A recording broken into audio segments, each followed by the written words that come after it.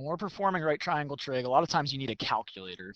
With special right triangles, you will not need a calculator because, well, that's what makes them special. You can find exact values of sine, cosine, tangent, cosecant, secant, and cotangent without a calculator. And it has a lot to do with the properties of the shapes they come from. So if you look, we have a square on the board. Well,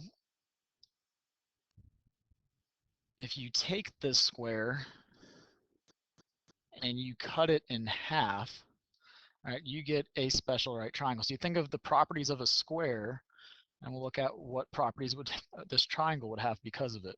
So if we say that this hypotenuse is 1, well, we should be able to know that these other two sides have to be the same because it's a square. And now using the Pythagorean theorem, we can find the length of those other two sides. So we'd have a squared plus b squared, in this case x squared plus x squared, is equal to 1 squared. So 2x squared equals 1. Divide by 2. So we know x squared is equal to 1/2. And then you would square root both sides. So x would be equal to the square root of 1 over the square root of 2, which is just 1 over root 2. If we rationalize the denominator, this would be root 2 times root 2, and we'd get root 2 over 2. All right, so both of these sides are equal to the square root of 2 divided by the square root of 2. Oops, excuse me, square root of 2 over 2.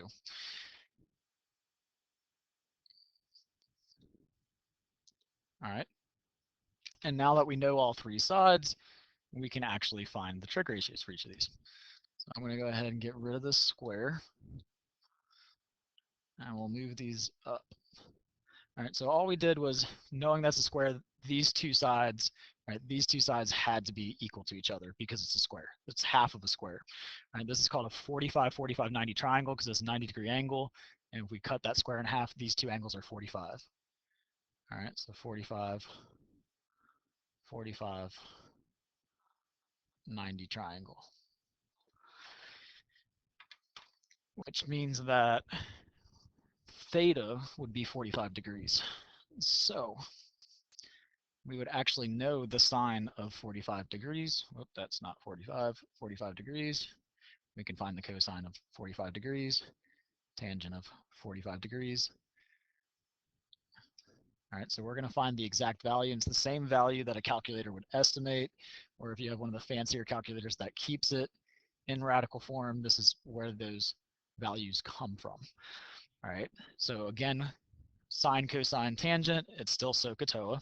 So we would have sine is opposite over hypotenuse, cosine is adjacent over hypotenuse, and tangent is opposite over adjacent. Oops, what am I writing? Tangent is opposite over adjacent.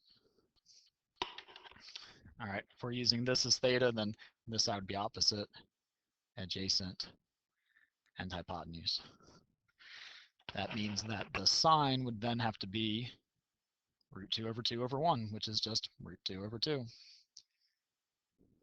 Cosine would also be root 2 over 2 over 1, so it's root 2 over 2. Tangent would be root 2 over 2 divided by root 2 over 2. You're still dividing something by itself, so tangent of 45 degrees is just equal to 1.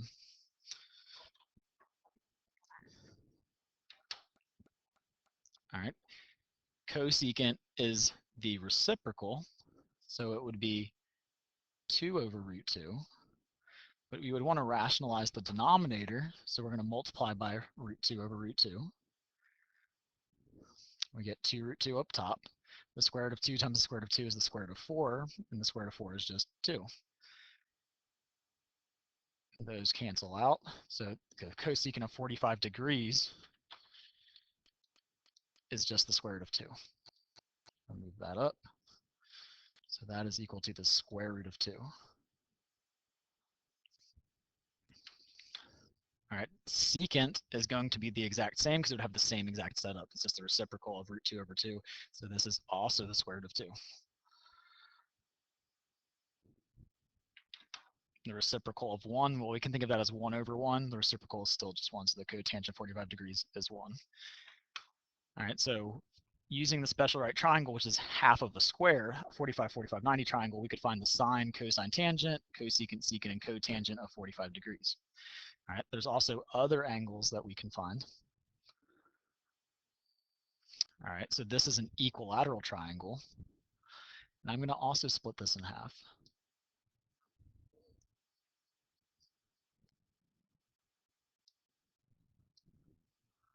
All right, so now I can take this equilateral away. All right, equilateral triangles have equal sides and equal angles. So again, I can assume the hypotenuse is 1. That means this side would be 1/2. Also, if they're equal angles, this is 60 degrees. We know this is 90, so this must be 30 degrees. This is a 30, 60, 90 triangle. All right, and then we'll have to use the Pythagorean theorem to find the third side. So we'd have 1/2 squared plus, well, call it x squared or b squared equals 1 squared. So 1/4 plus x squared equals 1. Subtract 1/4 on both sides, we get x squared is equal to 3/4. And you square root both sides. So it would be the square root of 3 over the square root of 4, which is just the square root of 3 over 2. All right, now for this one, we'll actually find 30 degrees as well as 60 degrees. So we'll look at 60 degrees first because that's where theta is marked, and then we'll look at 30 degrees. So we're going to look at 60 degrees first.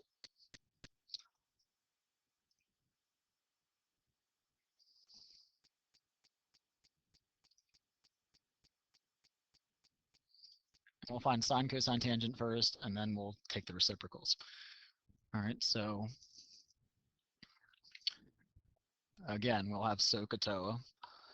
So sine is opposite over hypotenuse. Cosine is adjacent over hypotenuse. Move this work to the side real quick. And tangent is opposite over adjacent.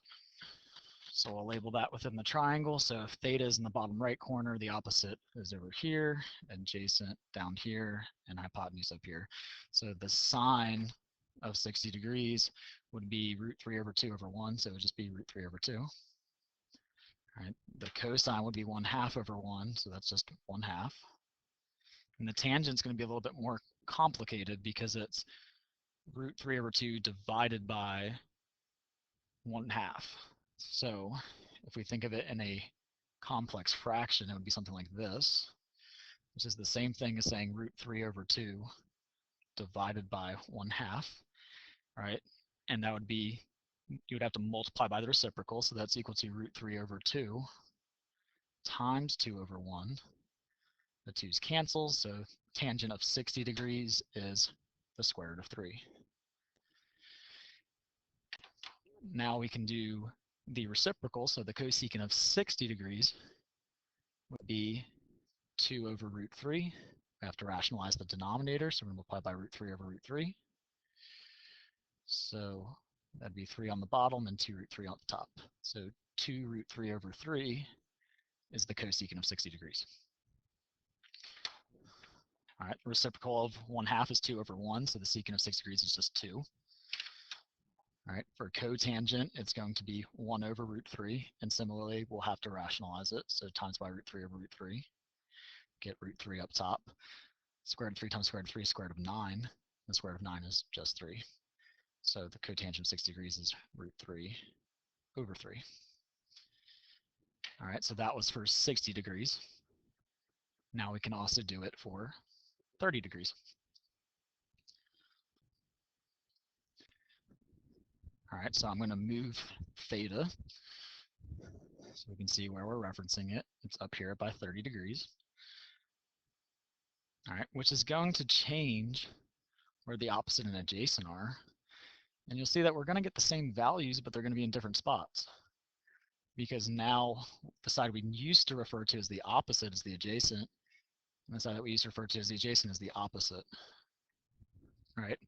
You also should have learned that the sine of 30 degrees is equal to the cosine of 60. So really, we're just going to see a lot of switching going on. So for sine of 30 degrees, again, we'll have SOHCAHTOA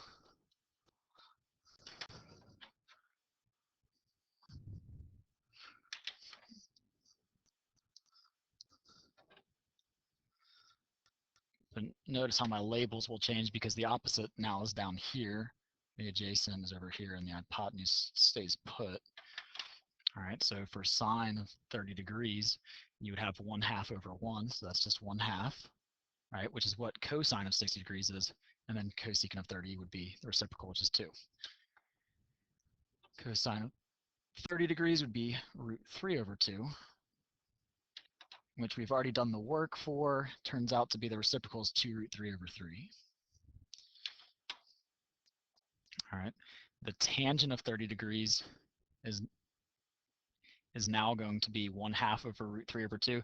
And I could think about it on the previous slide, right? If we look at these side by side, I know it's going to I know these two switch down here. I know these two are going to switch, but I'm going to work it out as if I didn't realize that, just so we can get extra practice with fractions.